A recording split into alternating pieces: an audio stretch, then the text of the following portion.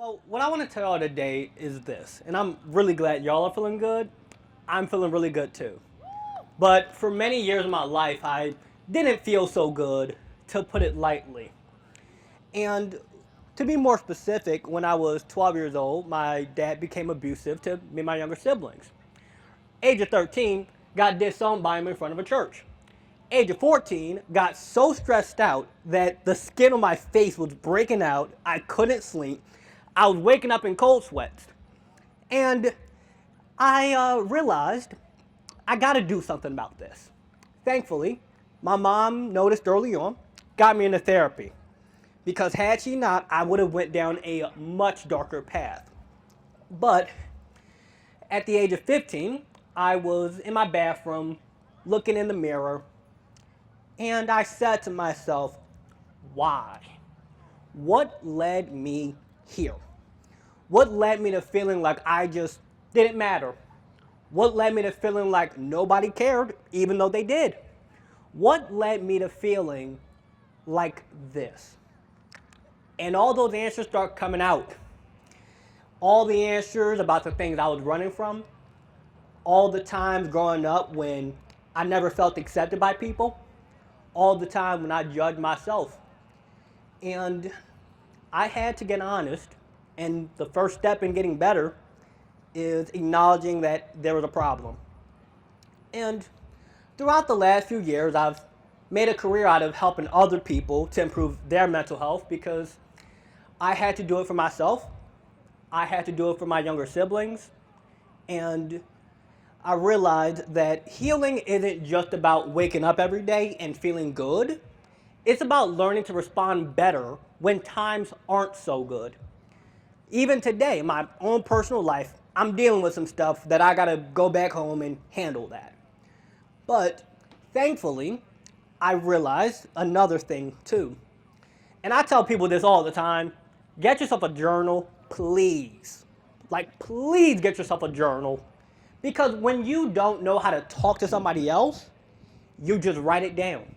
I was afraid of even telling my mom the stuff I was going through because I was worried about her judging me.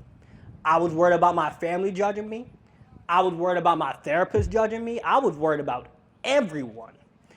And I wasn't even worried about myself, which is ironic because I was the one who was waking up never able to get out of bed, going days not even brushing my teeth because it was like moving a mountain to me.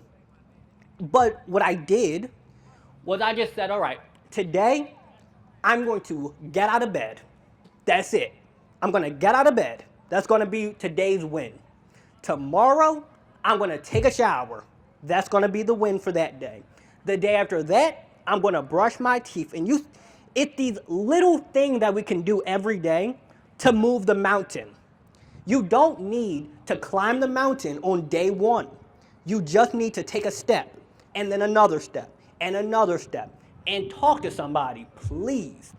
If you don't know who to talk to, there's anonymous support groups here. There's people who really do care about you. But it starts with caring enough about yourself to get better. Because you were not born to just wallow in your problems, no matter what you went through. Because I could have allowed what I went through with my dad kicking me out and all of that to keep me stuck. And it did for a long time until I decided, nope, no more. Not dealing with this no more. And in order to get past it, you have to do the work. You got to get honest about it. Because I spent years trying to run from myself. I spent years trying to point the finger at everyone and everything else. I tried distracting myself. I used to watch TV for 10 hours a day. I could barely spend any time just in silence. Because when it got quiet, all them thoughts in the back of my head got real loud. And I didn't want to listen to that. But one of the things my therapist told me was that everything we don't deal with is still there. It's still there, it's just waiting. And you got to look at your emotions like this. Imagine you're looking at a river and you have all these leaves. And there's one that's angry, there's another one that's happy, there's another one that's sad. You don't have to grab it. You don't have to hold on to it. And sometimes it's hard to let go of the thing that's hurting us because it's like I would look at the people who hurt me kind of like a hot stove. You keep touching it and it's burning you, and you think that somehow it's just going to stop hurting. But you keep hurting more and more the more you keep going back to that person or thing. And in doing this work, I've met people who have struggled with all sorts of things. And you would never know. You would never look at certain people and know that's what they were going through. I met people who struggle with addictions. I met people who struggle with eating disorders and all variety of things. But the one thing that they all have in common is they matter. And I want you all to go home today and tell yourself, I matter. I matter. Not because of what you have, not because of what you do, or not because of other people. You matter because you matter. And that was so hard for me to understand because everyone just treated me like I didn't. But that wasn't even true. That's what your own mind was telling me. Because my mom loved me. My siblings loved me. I had family who loved me. But it's so easy for us to get stuck in this dark place because it's so painful there.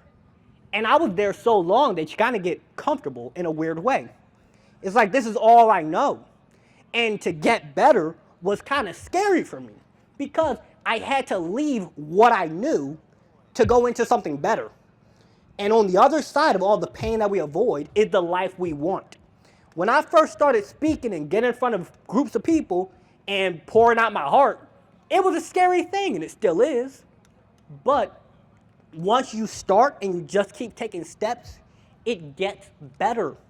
So no matter what you may be going through in the past or right now or will go through in the future, remember, it does get better. As cliche as it sounds, it really can get better if you give yourself the opportunity for it to get better. If you don't know who to talk to, get a journal and write it down. I've been journaling since the age of 15. I've done it every single day. Best decision of my life. Because when you're having all these thoughts up here and you get it out on the paper, or maybe you paint, or you make music, or you garden, or you go fishing, or you do calligraphy, or you dance, whatever it is that helps you do that. Then maybe you're angry. Instead of fighting people or hurting yourself or hurting others, go to the gym, do some push-ups, do some yoga, go for a run, take a nap, figure something out. Sometimes you just need a nap. It could be that simple. Or just go for a little walk outside, like today. You see how bright it is? You see how warm it is? How we have all these people here who care? But when you're locked in your own room all day and it's dark and it's cold and you got the blinds there, it's just a dark place. And you don't want to get stuck in that dark place. You don't want to give up hope. You don't want to give up hope on yourself. You don't want to give up hope that life can get better. Because when it gets hard, it does get hard. It can get really hard to see the light at the end of the tunnel. But as long as you remember, somewhere down that path, there is a light. I just have to take one step every day and eventually I'll get there. And thankfully, now I'm here. Now I'm still walking around, still breathing, and happy to be alive. Thank you. Whew. So who's up next? Thank you. Oh yeah, and last thing, if you guys appreciate that, make sure you follow my Instagram. It's Lawrence C. Empowers. Thank you.